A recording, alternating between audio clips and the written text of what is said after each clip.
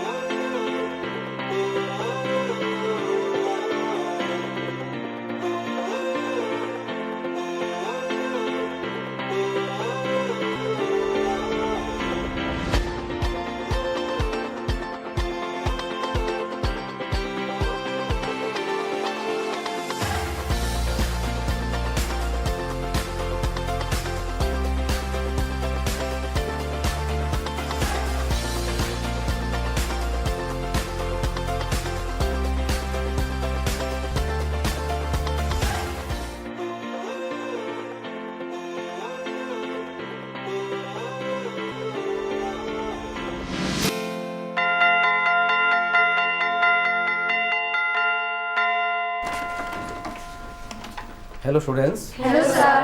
কেমন আছো তোমরা? ভালো আছি। সবাই বসো। Thank you sir. Mousumi, Priya, তোমাদের হাতে এগুলি কি? স্যার, এটা চুড়ি।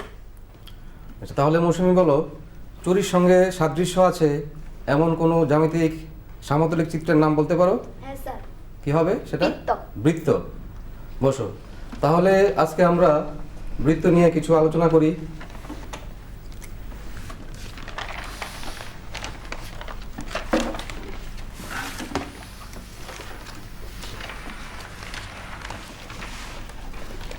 আমি বোর্ডে দুটি চিত্র অঙ্কন করেছি। তোমরা নিশ্চয়ই বলতে পারবে এই চিত্রগুলি কিসের। তমিশা, বলো তো এই চিত্রগুলি কিসের? স্যার, প্রথমটি হলো একটি সরল রেখা এবং দ্বিতীয়টি হলো একটি বৃত্তের। সুন্দর হয়েছে, বসো। এখন কোনো সমতলে যদি একটি বৃত্ত এবং একটি সরল রেখা অঙ্কন করা যায়, তাহলে কি কি পরিস্থিতি সৃষ্টি হতে পারে সেগুলি আমরা এখন দেখব।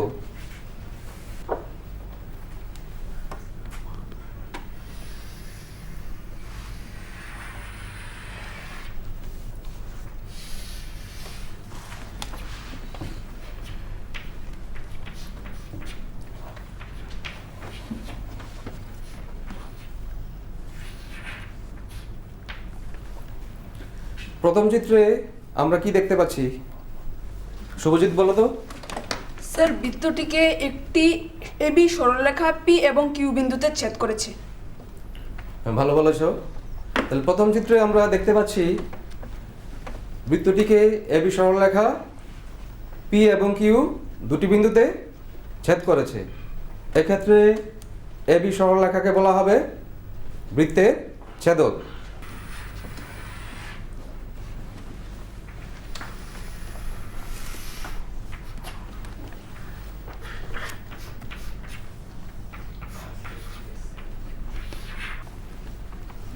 দ্বিতীয় চিত্রে দেখো, এখানে এবি সরলরেখা বৃত্তকে শুধুমাত্র একটি বিন্দুতে স্পর্শ করেছে বা ছুঁয়ে গেছে বলতে পারি। এক্ষেত্রে এবি সরলরেখাকে বলা হবে বৃত্তের স্পর্শক এবং পি হলো তার স্পর্শবিন্দু। এবার আমরা তৃতীয় চিত্র দেখব।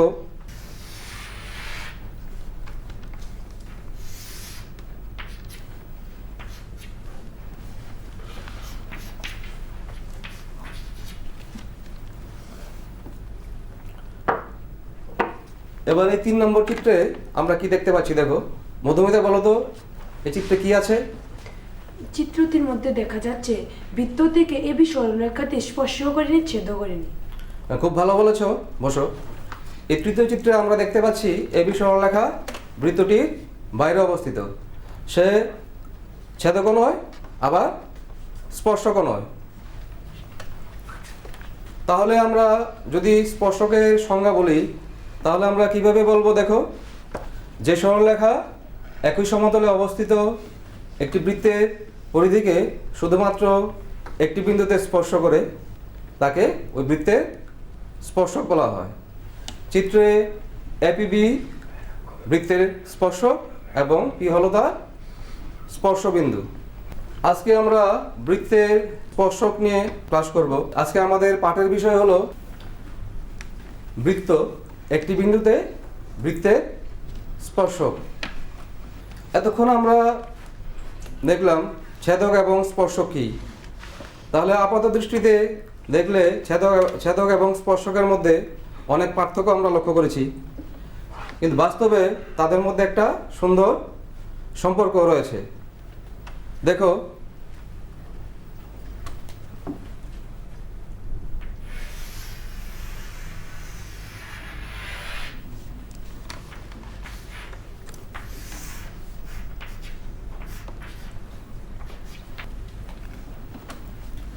চিত্রে ও কেন্দ্রীয় বৃত্তে পিকিউ একটি ছেদক।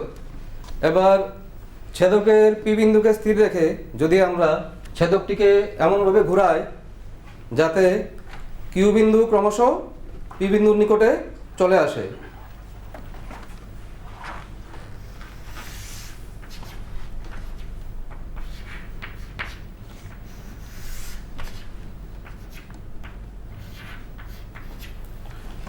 তাহলে এমন এক অবস্থান আসবে যেখানে পি বিন্দু এবং কিউ বিন্দু একসঙ্গে মিলে যাবে। তখন পি এবং কিউ বিন্দুর মিলনস্থলে পি কিউ ছেদক বৃত্তের স্পর্শকে রূপান্তরিত হবে। এখন এই ব্যাপারটিকে অর্থাৎ স্পর্শক এবং ছেদকের যে সম্পর্ক তাকে আমরা অন্যভাবেও ব্যাখ্যা করতে পারি। দেখো,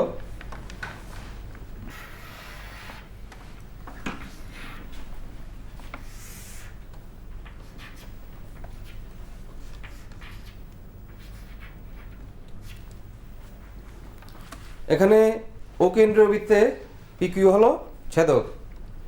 এই পিকিউ ছেদককে যদি সমান্তরালভাবে কেন্দ্র থেকে ক্রমশ দূরে সরিয়ে নিয়ে যায়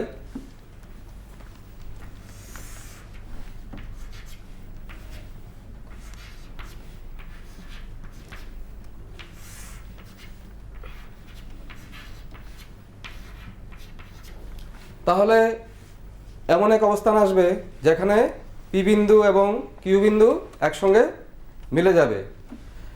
তখন এই দুই বিন্দুর মিলনস্থলে পি কিউ ছেদক বৃত্তের স্পর্শকে রূপান্তরিত হবে। তাহলে আমরা এতক্ষণ কি দেখলাম যে বৃত্তের ছেদক বৃত্তকে দুটি ভিন্ন বিন্দুতে ছেদ করে এবং বৃত্তের স্পর্শক বৃত্তকে শুধুমাত্র একটি বিন্দুতেই স্পর্শ করে এবং স্পর্শবিন্দু ব্যতীত স্পর্শকের অন্য অংশগুলি বৃত্তের বাইরে অবস্থিত। এখন আমরা স্পর্শক সম্পর্কীয় একটি উপপাদ্য প্রমাণ করব। উপপাদ্যটি হলো বৃত্তের কোনো বিন্দুতে স্পর্শক এবং ওই স্পর্শবিন্দুগামী ব্যাসার্ধ পরস্পর লম্বভাবে অবস্থিত। তো প্রথমে আমরা চিত্র অঙ্কন করে নেই। তোমরা সবাই খাতাতে চিত্রটি অঙ্কন করো।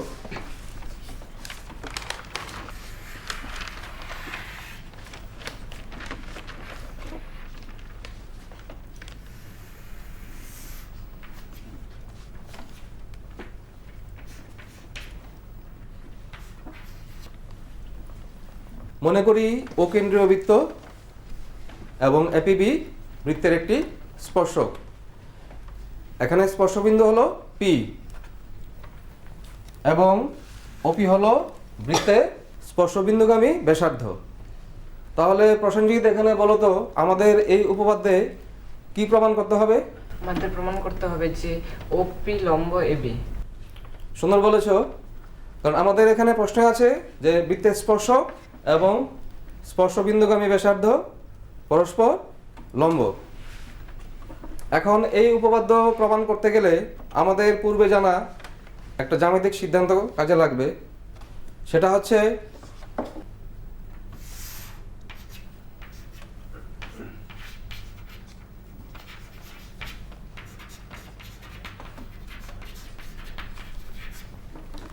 একটি বিন্দু এবং একটি সরলরেখার মধ্যে আমরা যতগুলি রেখাংশ অঙ্কন করতে পারি তার মধ্যে ক্ষুদ্রতম রেখাংশ হচ্ছে লম্ব দূরত্ব। অর্থাৎ বিন্দু থেকে সরলরেখা পর্যন্ত ক্ষুদ্রতম দূরত্ব হবে তাদের মধ্যে লম্ব দূরত্ব। এখন আমরা যদি এই উপপাদ্যে প্রমাণ করতে পারি ও বিন্দু থেকে এবি স্পর্শক পর্যন্ত যতগুলি রেখাংশ অঙ্কন করা যায় তার মধ্যে ওপি ক্ষুদ্রতম, তাহলে আমাদের উপপাদ্যটি প্রমাণিত হবে। এখানে আমাদের অঙ্কন করতে হবে, মনে করি এবি স্পর্শকের উপর পি বিন্দু ছাড়া অন্য যে কোনো একটি বিন্দু কিউ। আমরা আগে জেনেছি স্পর্শবিন্দু ছাড়া স্পর্শকের অন্য বিন্দুগুলি বৃত্তের বাইরে অবস্থিত। এবার যদি আমরা ও কিউ যুক্ত করি তাহলে ও কিউ রেখাংশ বৃত্তকে একটি বিন্দুতে ছেদ করবে। আমরা এই ছেদবিন্দুর নাম দিলাম আর বিন্দু। নয়ন বলতো চিত্রে ও আর রেখাংশ এবং ও কিউ রেখাংশ দেখতে পাচ্ছ। এই দুটি রেখাংশের মধ্যে কোন রেখাংশ ছোট? বৃত্তে ও আর রেখাংশ ছোট এবং ও কিউ বড়। বড়। বসো, এখানে আমরা দেখতে পাচ্ছি, খুব সহজে দেখতে পাচ্ছি ও আর রেখাংশ ছোট এবং ও কিউ বড়। সুতরাং ও আর লেস দেন ও কিউ হবে। এবার প্রসেনজিৎ বলতো চিত্রে ওপি এবং ও আর রেখাংশ দুটি দেখতে পাচ্ছ, এদের মধ্যে কোনো সম্পর্ক আছে কি? আছে। কি আছে? ওপি এবং ও আর একই বৃত্তের দুটি ব্যাসার্ধ। ওপি এবং ও আর একই বৃত্তের দুটি ব্যাসার্ধ, তাহলে তাদের মধ্যে কি সম্পর্ক আছে? OP is equal to O R. OP is equal to O R. O R. বসো,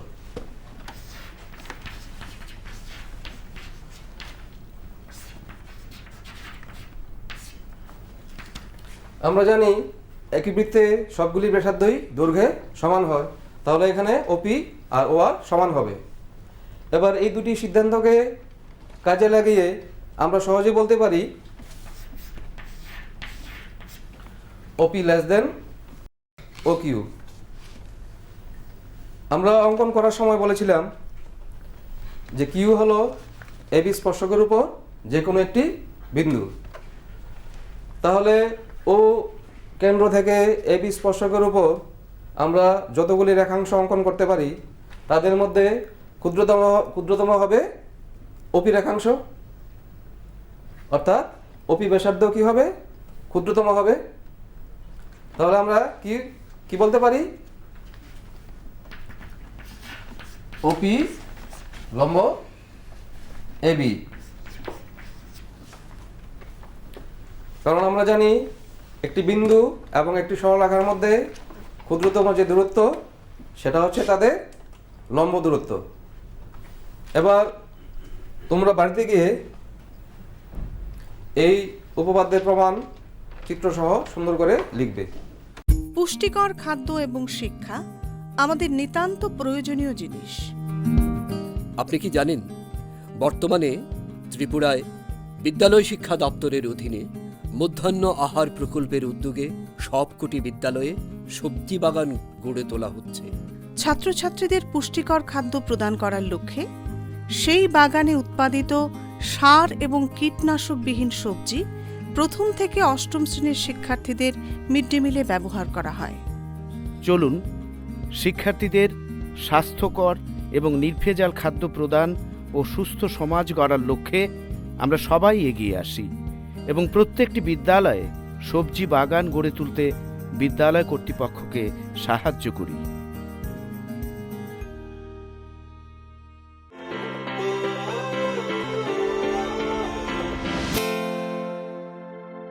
এই উপপাদ্যকে কাজে লাগিয়ে আমরা স্পর্শক সম্পর্কীয় অনেক জ্যামিতিক সমস্যার সমাধান করতে পারি এবং অন্যান্য আরও অনেক উপপাদ্য আমরা প্রমাণ করতে পারি। এখন আমরা এরকম একটি সমস্যা দেখব, যে সমস্যা আমরা এই উপপাদ্যকে কাজে লাগিয়ে সমাধান করতে পারি। দেখো প্রশ্নে কি আছে, 5 সেন্টিমিটার ব্যাসার্ধ বিশিষ্ট একটি বৃত্তের কেন্দ্র থেকে 13 সেন্টিমিটার দূরে একটি বিন্দু অবস্থিত হলে ওই বিন্দু থেকে ওই বৃত্তের উপর অঙ্কিত স্পর্শকের দৈর্ঘ্য কত হবে? তাহলে আমরা যদি চিত্র অঙ্কন করি,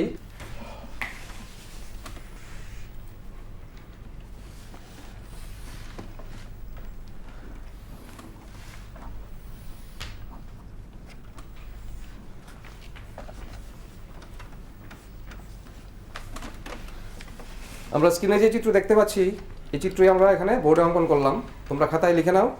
এখানে ও কেন্দ্রবৃত্তে বহিস্থ একটি বিন্দু পি, প্রশ্ন দেওয়া আছে ওপি 13 সেন্টিমিটার এবং বৃত্তের ব্যাসার্ধ দেওয়া আছে 5 সেন্টিমিটার। তাহলে এখানে ব্যাসার্ধ হচ্ছে ও এ,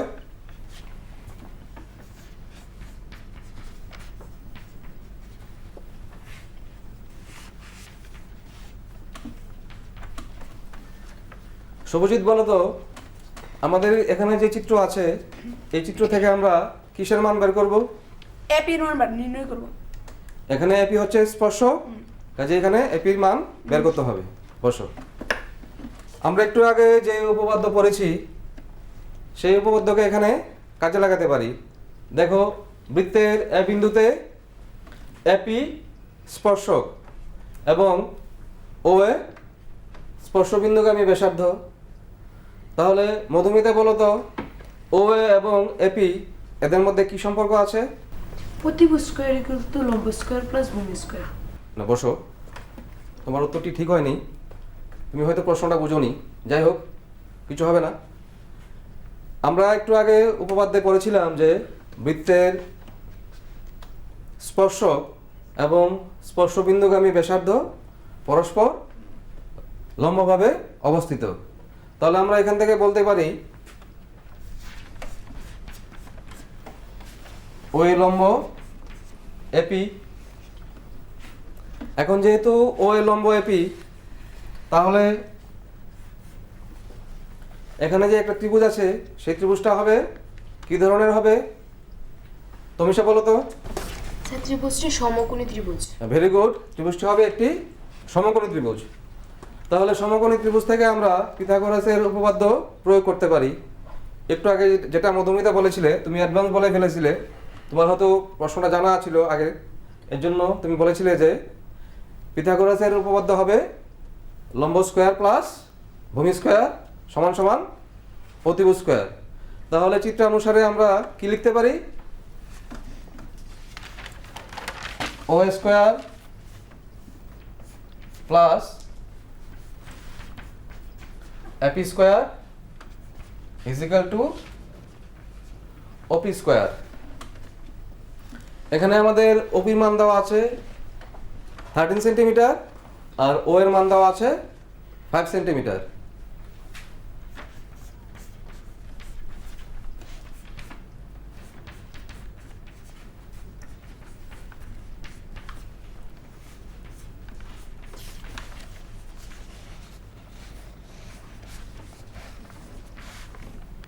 এখানে AP square is equal to 169 minus 25।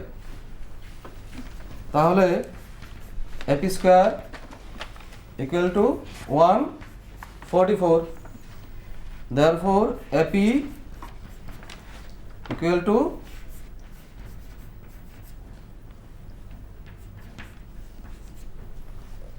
root over 144, that is 12। তাহলে আমরা কি পেয়ে গেলাম?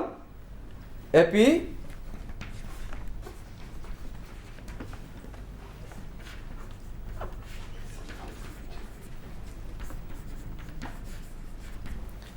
স্পর্শকের দৈর্ঘ্য 12 সেন্টিমিটার। এই প্রশ্নটির সমাধান এতক্ষণ আমরা যা করলাম আমাদের স্ক্রিনে লেখা আছে, তোমরা দেখতে পারো। এবার আমরা বৃত্তের স্পর্শক সম্পর্কীয় আরেকটি উপপাদ্য প্রমাণ করব। উপপাদ্যটি হলো বৃত্তের বহিস্থ কোনো বিন্দু থেকে ওই বৃত্তে অঙ্কিত স্পর্শক দুটির দৈর্ঘ্য সমান এবং তারা কেন্দ্রে সমান কোণ উৎপন্ন করে।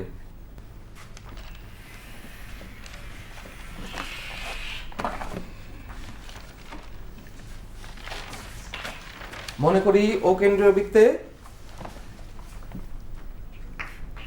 পি একটি বহিস্থ বিন্দু।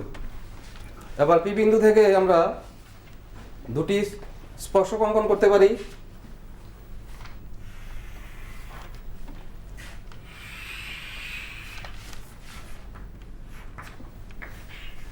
একটি এপি এবং অপরটি বিপি। ওপি ওএ এবং ওবি যুক্ত করি। তাহলে শুভজিৎ বলো তো আমাদের এই উপপাদ্যে কি প্রমাণ করতে হবে? আমাদের প্রমাণ করতে হবে বিপি ইজিক্যাল টু এপি এবং কোণ বিওপি ইজিক্যাল টু কোণ এওপি। 2 নম্বর হচ্ছে কোণ পিওএ সমান সমান পিওবি। আমরা আজকে প্রথম যে উপপাদ্য পড়লাম সেখানে আমরা জেনেছি যে বৃত্তের স্পর্শক এবং স্পর্শবিন্দুগামী ব্যাসার্ধ পরস্পরের লম্ব। তো সুতরাং বৃত্তে এ বিন্দুতে এপি স্পর্শক এবং ও এ স্পর্শবিন্দুগামী ব্যাসার্ধ। সুতরাং আমরা বলতে পারি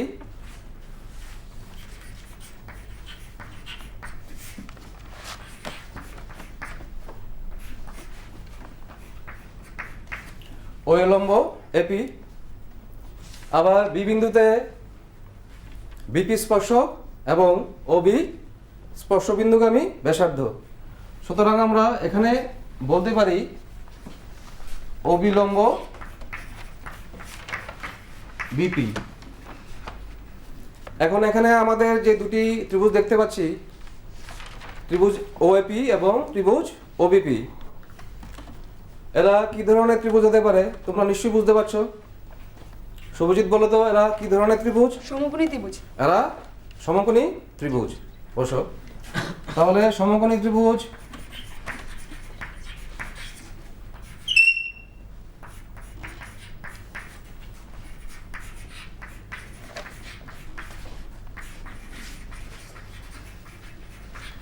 বিওপি থেকে পাই। আমরা এই দুটি ত্রিভুজের মধ্যে দেখব কোন কোন অংশ মিল আছে। যেহেতু আমরা জানি বৃত্তের সকল ব্যাসার্ধের মান সমান, তাহলে আমরা বলতে পারি OA ইকুয়াল টু OB। আবার এখানে দেখো OP সাধারণ বাহু, তাহলে আমরা লিখতে পারি OP সমান OP।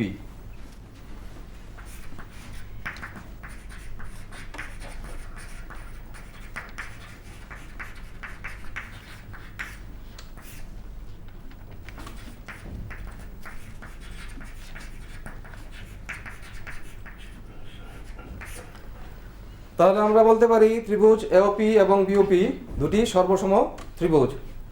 সুতরাং ত্রিভুজ এওপি সর্বসম ত্রিভুজ বিওপি। যেহেতু দুটি সর্বসম ত্রিভুজের অনুরূপ বাহু এবং অনুরূপ কোণগুলি সমান, সুতরাং আমরা বলতে পারবো পিএ সমান সমান পিবি এবং কোণ পিওএ সমান সমান পিওবি। তাহলে আমরা আজকে আমাদের পাঠ এখানে শেষ হলো। আগামী ক্লাসে আমরা বৃত্তের স্পর্শক সম্পর্কে আরও অনেক কিছু সমস্যার সমাধান করব। তো তোমরা সবাই ভালো থেকো। Thank you sir.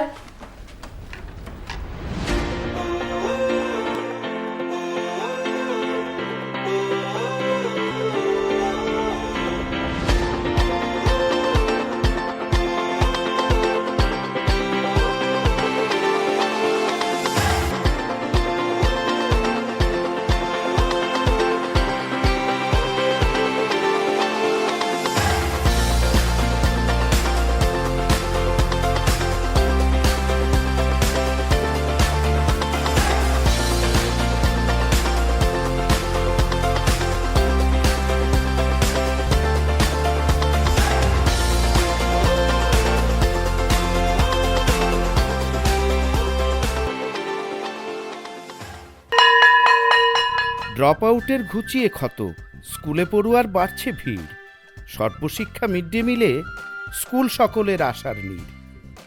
রাজ্যের 6 থেকে 14 বছরের সব শিশুদের বিদ্যালয়ের আঙিনায় এনে তাদের বুনিয়াদী শিক্ষা সুনিশ্চিত করতে সর্বশিক্ষা অভিযান বদ্ধপরিকর। তাদের শিক্ষার সুবিধার জন্য রয়েছে বিনামূল্যে পাঠ্য বই, বিদ্যালয়ের পোশাক, উন্নত মানের পড়াশোনা, স্বাস্থ্যসম্মত শৌচাগার, বিশুদ্ধ পানীয় জল, পুষ্টিকর মধ্যাহ্ন আহার, খেলাধুলার ব্যবস্থা এবং আরও অনেক কিছু। হ্যাঁ, তাই দেরি না করে আজই আপনার এলাকার সব শিশুদের নিকটবর্তী সরকারি বিদ্যালয়ে ভর্তি হতে উৎসাহিত করুন। E-Classroom was sponsored by রাষ্ট্রীয় মাধ্যমিক শিক্ষা অভিযান ত্রিপুরা রাজ্য মিশন।